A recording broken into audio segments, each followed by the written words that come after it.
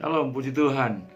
Mari kita bergemar lagi. Saya berdoa kita semakin agresif dengan firman Tuhan, radikal dalam kebenaran. Mari kita baca Markus pasal 3 ayat 28. Aku berkata kepadamu, Tuhan Yesus sedang berkata kepada ahli-ahli Taurat. Yesus bilang, sesungguhnya semua dosa dan hujat anak-anak manusia akan diampuni. Ya, semua hujat yang mereka, ahli Taurat, ucapkan. Ayat 29, tetapi apabila seorang menghujat Roh Kudus, ia yang menghujat Roh Kudus itu tidak mendapat ampun selama-lamanya. Wah, tegas sekali, keras sekali. Melainkan bersalah karena berbuat dosa kekal. Orang yang menghujat Roh Kudus tidak mendapatkan ampun. Ia dikatakan bersalah karena berbuat dosa kekal. Ya, ini adalah perkataan Tuhan Yesus. Yesus berkata seperti itu, ayat 30 berkata bahwa karena mereka, ahli Taurat, mengatakan bahwa ia kerasukan roh jahat. Sadis sekali, ya, ahli Taurat mengatakan hal itu. Baik, kita akan belajar apa itu dosa menghujat Roh Kudus.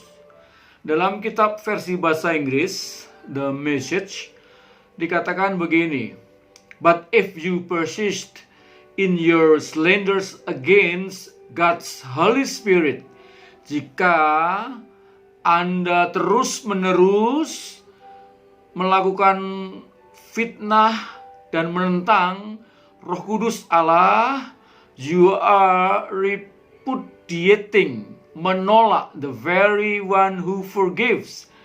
Dia yang memberikan pengampunan. Showing off the branch on which you are sitting. Seperti Anda sedang memotong, menggergaji cabang atau dahan yang sedang Anda duduki. Ya pasti jatuh lah ya. Severing, memutuskan by your own perversity. Ya, memutuskan dengan kesesatan Anda sendiri. Oleh karena kesesatan Anda, maka Anda memutuskan all connection with the one who forgives. Semua hubungan dengan Roh Kudus yang memberikan pengampunan itu. Iya, mencari orang yang menghujat Roh Kudus, mencari celaka sendiri, mati sendiri. Nah, dalam New King James Version menentang menghujat Roh Kudus itu ditulis dengan but he who blasphemes against the Holy Spirit. Dia orang itu yang menghujat, menentang. Nah ini dia, lebih keren nih. Menghujat, menentang. Roh Kudus never has forgiveness, tidak pernah mendapatkan pengampunan. Iya. Menghujat itu artinya mengeluarkan kata-kata yang kotor, berbicara dengan tidak hormat. Against itu menentang. Jadi sebenarnya menghujat Roh Kudus itu tidak hanya sekedar menentang, tidak hanya sekedar berkata-kata kotor menghujat, tetapi ternyata ada sikap hati yang menentang. Kalau kita menentang Roh Kudus berarti kita sedang menghujat. Menentang berarti menolak, tidak mau menerima apa yang dilakukan oleh Roh Kudus terhadapnya.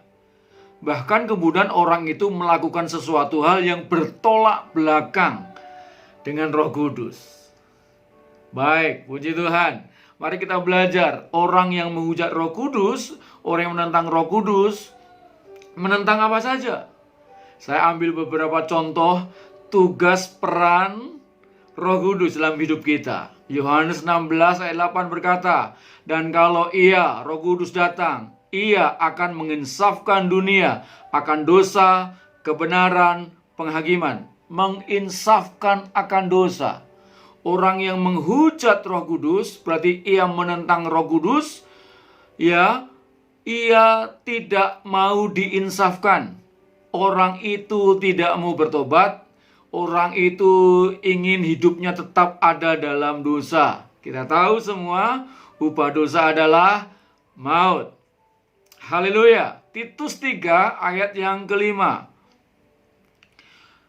Pada waktu itu dia telah menyelamatkan kita, bukan karena perbuatan baik yang telah kita lakukan, tetapi karena rahmat-Nya oleh permandian kelahiran kembali dan oleh pembaharuan yang dikerjakan oleh Roh Kudus. Roh Kudus punya peran memperbaharui hidup saya dan saudara. Menghujat Roh Kudus berarti menentang karya Roh Kudus. Orang itu hidupnya nggak mau diperbaharui, hidupnya maunya pakai hidup cara yang lama, model yang lama. Halo, kita ada di new dimension. Hiduplah mau diperbaharui oleh Roh Kudus. Jangan mau hidup dalam daging, dalam dosa, tapi hidup di dalam dan oleh Roh Kudus. Haleluya. Jangan menghujat Roh Kudus, jangan menentang Roh Kudus.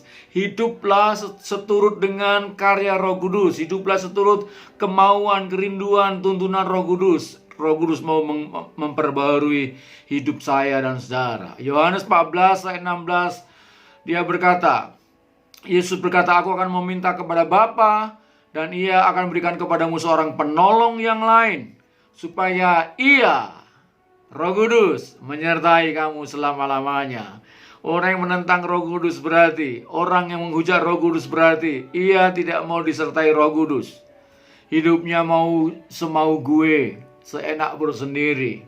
Ya wajarlah orang yang seperti itu tidak mau diinsafkan, tidak mau bertobat. Maunya sendiri-sendirian, hidup sendiri, maunya menurut pikirannya sendiri. Yohanes 16 ayat yang ke-13. Tetapi apabila ia datang, yaitu Roh kebenaran, lihat, Roh Kudus adalah Roh kebenaran, maka ia akan memimpin kamu ke dalam seluruh kebenaran. Haleluya, ke seluruh kekudusan. Kalau orang itu menghujat Roh Kudus berarti ia menentang Roh Kudus. Ia tidak mau, orang itu tidak mau hidup dalam kebenaran.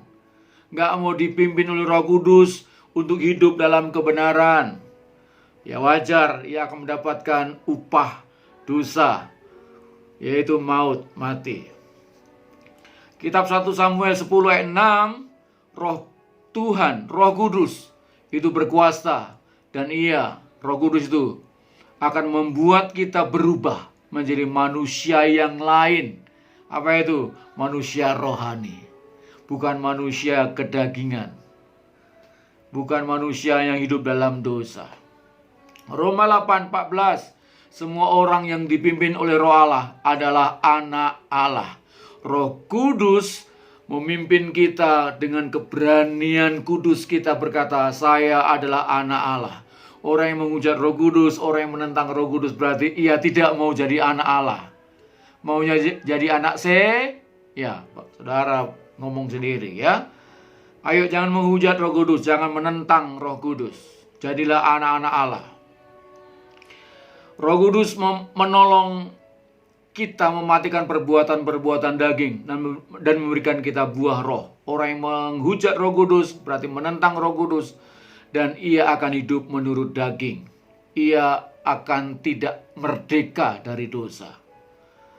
Menentang berarti nggak mau merdeka dari dosa. Sebab 2 Korintus 3 ayat 17 berkata, sebab Tuhan adalah roh. Dan di mana ada roh Allah, di situ ada kemerdekaan. Yang mau merdeka dari dosa, katakan amin. Haleluya. Orang yang menghujat, orang yang menentang Roh Kudus, maka ia sedang memilih neraka. Neraka berarti kehidupan yang tak terampuni. Hati-hati jangan sampai hati kita tertutup oleh Roh Kudus. Tertutup dari Roh Kudus maksud saya. Jangan sampai hidup kita akhirnya keras dan tidak mau bertobat. Gak mau diinsafkan oleh Roh Kudus. Gak mau diperbaharui. Gak mau dimerdekakan. Gak mau dipimpin oleh Roh Kudus. Gak mau kita dibawa oleh Roh Kudus menjadi anak-anak Allah. Ayo, hidup kita koreksi sama-sama. Mudahlah bertobat. Tanda bahwa Roh Kudus masih ada dalam hidup kita. Dan kita tidak sedang menghujat atau menentang Roh Kudus. Sepanjang hidup kita mau bertobat dalam Tuhan, minta ampun sama Tuhan, maka kita sedang tidak menghujat, tidak sedang menentang Roh Allah. Mudahlah bertobat, mudahlah minta ampun di hadapan Tuhan. Bilang kanan kiri, selamat bertobat.